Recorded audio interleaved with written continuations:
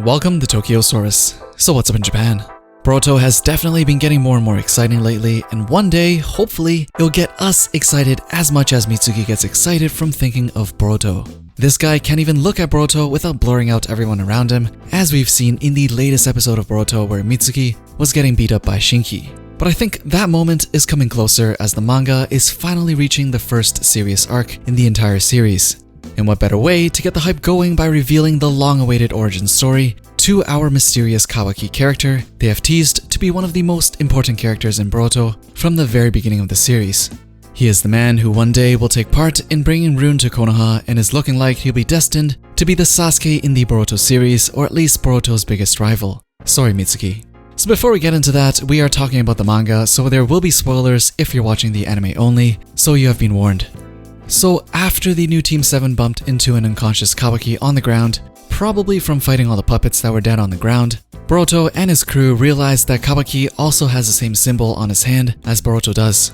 The unconscious Kawaki then goes into a flashback mode where we see a much younger Kawaki beat up and laying on the ground while two men are having a conversation at the table. One man, who looks to be Kawaki's father, is chatting with Jigen, the leader of Kara, and apparently Jigen is trying to buy Kawaki from Kawaki's father, who also I think we can assume is an alcoholic and abusive dad from the way he talks about Kawaki being his punching bag. So Kawaki definitely had it hard since he was a kid, but now that he was sold off to Jigen, I'm not sure much of that was gonna change. Jigen starts off by saying, "You've gone through such terrible things up till now, but that's all over. You have been accepted by me, I am undertaking you. You've gone through a lot, but don't worry about any of that anymore because as of now, I am your father." The flashback stops there, but as with all angsty anime characters, comes a dark backstory.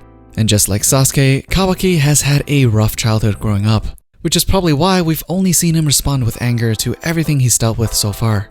A terrible father to begin with, and probably not much of a better one going forward with Jigen at that point. But we'll have to see how that pans out when they decide to reveal more of the relationship between Jigen and Kawaki. Something that was very interesting, that was very subtle, but you can tell that the mangaka wanted to emphasize was that just like Boruto, Kawaki didn't have the karma mark on his left hand when he was a kid.